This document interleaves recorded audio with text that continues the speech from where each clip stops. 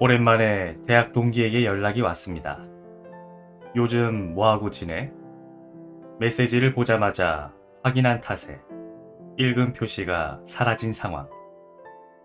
서둘러 답을 쓰려다가 멈칫했습니다. 그냥 지내라고 하면 하는 일 없는 사람 같아 보이고 바쁘게 살지라고 하면 스스로를 지켜 세운 것 같아서 말입니다. 답을 잠시 미루고 카페로 향합니다. 퇴근 시간이라 북적거리는 곳은 뒤로 하고 한적한 분위기의 카페에 들어섰습니다. 빈 테이블에 노트북 가방을 내려놓은 후 주문대로 향합니다. 한참 망설이며 메뉴를 살펴보고 있으니 점원이 어떤 거 드릴까요? 라고 묻습니다.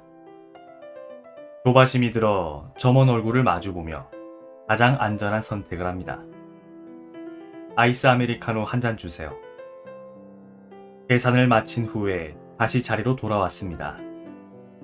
노트북을 펴 모든 사람에게 사랑받을 필요는 없다. 원고를 훑으며 친구의 연락에 답을 망설이던 순간과 점원의 재촉에 서둘러 답한 순간을 생각합니다. 그냥 잘 지낸다고 하면 될 것을 무엇 때문에 고민했지? 잠시만 기다려 달라고 하면 되는데 뭐가 그리 조급했을까?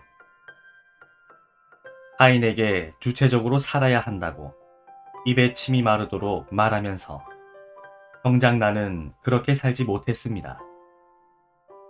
모든 사람에게 좋은 사람일 필요는 없다고 생각하면서 타인을 지나치게 의식했습니다. 가만히 생각해보면 모든 사람에게 사랑받을 필요는 없다라는 책을 쓰면서도 나는 책과 다른 삶을 살고 있었습니다. 일보 후퇴, 일보 전진이라는 명목으로 눈치부터 보고 지는 사람이 이기는 거라면서 참기만 했습니다. 이 글을 쓰고 있는 와중에도 불편한 기분이 느껴지는 건 그런 나 자신에게 화가 나서인지도 모르겠습니다. 이 글을 읽는 당신도 비슷한 일을 경험한 적 있나요? 인생살이에서, 인간관계에서, 혹은 사랑에서 말입니다. 행복을 뒷전으로 미룬 채 그저 열심히만 산 건 아닌지, 착한 사람을 자처하며 을의 자리에 선 건 아닌지 여쭈어봅니다. 모든 사람에게 사랑받을 필요는 없다를 읽으며 그런 생각들을 되짚어 보는 건 어떨까요? 매번 주체적으로 살고 있다 생각해도 여전히 연습이 필요한 우리입니다. 스스로를 사랑하는 법을 알고 꾸준히 실천해야 행복해지는 우리 모두입니다. 안녕하세요. 부크박스입니다. 이번에 읽어드릴 책은 이평 작가님의 모든 사람에게 사랑받을 필요는 없다입니다. 점심때가 되면 따스한 햇빛이 느껴지는 걸 보면 봄이 왔음을 직감하게 됩니다. 나들이도 가시고 산책도 가시고 봄의 기운을 느껴보시면 좋겠습니다. 그럼 좋은 시간 되시길 바랍니다. 누군가를 이유 없이 좋아하듯 누군가가 특별한 이유 없이 미울 때가 있다. 사람이라면 누구나 겪는 감정이다. 문제는 누군가를 미워하는 일에도 꽤 에너지가 든다는 점이다. 일단 누군가가 미워지면 그 사람의 모든 행동이 마음에 들지 않는다. 그 사람의 사소한 말이나 몸짓을 오해하기도 하고 별것 아닌 일도 과민하게 받아들인다. 도대체 왜 저러는 걸까? 에서 도대체 왜 저렇게 생겨 먹었을까? 생각이 넘어가면 상대를 미워하는 마음은 이미 돌이킬 수 없는 지경에 이르렀다고 봐야 한다. 이런 생각은 상대에 관한 선입견을 하나 둘 만들어낸다. 사소한 일로 생겨난 미움의 정도가 갈수록 깊어져 미리 결론 짓기, 감정에 골 만들기, 가시지 않는 앙금 쌓기가 이루어지고 이런 과정은 상대에게 싫은 사람 자체의 이미지를 더 씌운다. 그리고 나면 평소에 별 문제 없이 주고받았을 대화조차 싫은 이유로 작용한다. 싫은 사람이란 이미지를 바탕으로 미워하는 마음도 쭉쭉 가지를 뻗어나가는 것이다. 미움의 여부에 따라 상대를 향한 판단은 극단적이 된다. 별 생각 없었던 상대의 특성이 유난히 불편하게 다가온다. 비록 철이 없는 듯하나 장난기가 다분하다는 평가는 솔직을 무례함으로 가장한다고 재평가된다. 혹은 나를 얼마나 만만하게 생각하면 저렇게 행동할까 하는 붕괴로 이어진다. 이런 경우는 지나치게 선을 넘었거나 서로 주장하는 바가 극명하게 갈릴 때 주로 발생한다. 덤덤하게 넘길 수 있는 상황마저 아무리 그래도 너는 그러면 안 되지와 같은 문제가 되어버리는 것이다. 별 문제 삼지 않은 것들이 사실 참고 넘어간 것이었다면 미움이 커지면서는 어떤 사건을 계기로 틀림없이 문제로 불거지게 된다. 그렇다면 그야말로 파국으로 치닫는 셈이다. 그러나 이렇게 누군가를 미워하는 일은 전적으로 내 몫이자 내 감정의 문제임을 알아야 한다. 상대는 내가 아니므로 내가 원하는 대로 바뀌지도 않고 바뀔 필요도 없다. 그것은 당연한 일이다. 그러니 상대의 어떤 점을 미워한다고 달라지는 것은 아무것도 없다. 물론 상대의 그런 점이 내게 직접적이고 물리적인 피해를 준다면 그런 부분은 항의하거나 시정을 요구해야 한다. 그러나 감정적인 측면에서 상대가 이유 없이 밉고 싫다면 스스로의 마음 상태를 가만히 들여다볼 필요가 있다. 다른 사람을 미워하는데 나의 소중한 에너지를 낭비하지 말자. 그 에너지를 나에게로 가져와 나를 더 아껴주고 다독여주는 데 쓰자. 대화가 통하지 않는 사람들과 대화가 통하지 않는 상황을 겪다 보면 어느새 화가 치밀어 오른다. 그런 사람들 앞에서는 이성적이고 논리적으로 대응하는 것이 무의미하다. 그럴 땐 그저 제풀에 지쳐 잠잠해질 때까지 내버려둬야 한다. 할 말은 많지만 하지 않겠다는 식의 대응이 현명한 것이다.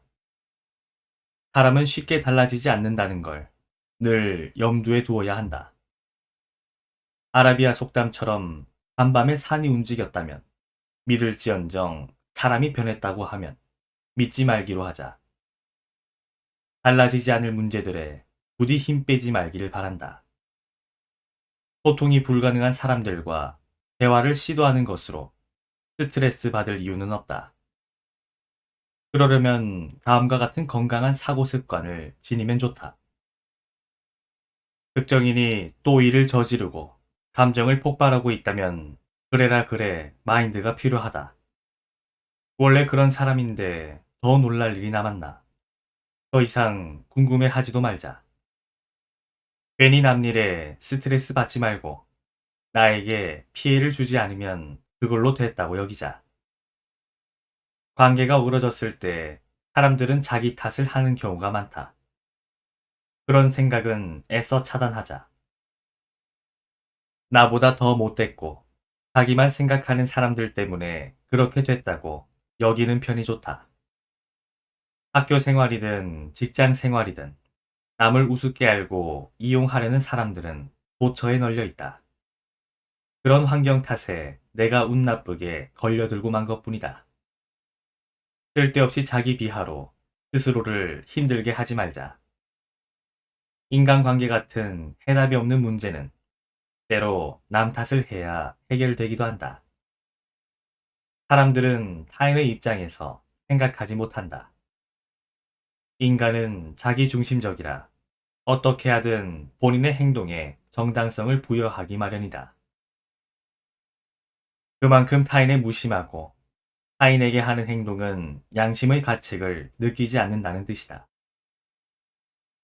다른 사람은 다 쉽게 돈 버는 것 같고 힘든 일도 없는 것 같고 인간관계도 술술 풀리는 것 같겠지만 그럴 리가 있겠는가?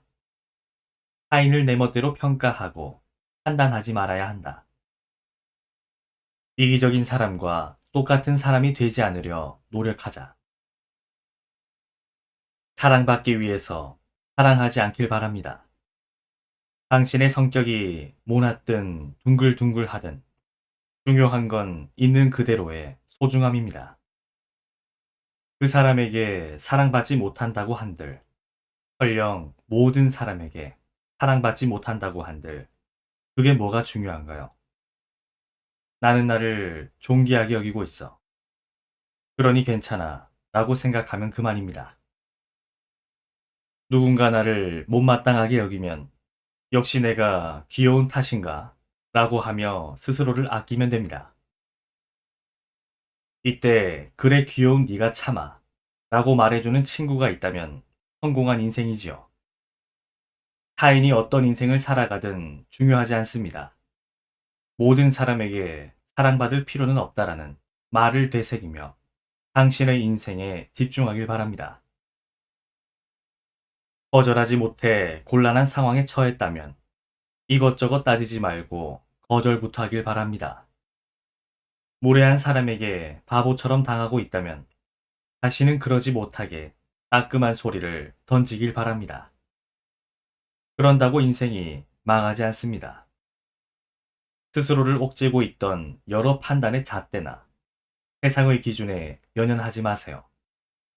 당신은 오로지 당신 자신을 위해 살아갈 방법을 고민해야 할 중대한 갈림길에 섰습니다.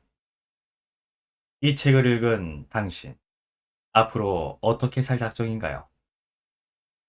착한 척하기 바쁜 겉모습 말고 마음속에 결연한 의지를 다질 줄 아는 삶, 나 자신에게 집중해 스스로를 사랑할 줄 아는 삶, 내가 진정으로 원하는 것을 위해 꾸준히 걸어나가는 삶, 이런 삶을 선택하여 살아갈 때가 온 것입니다.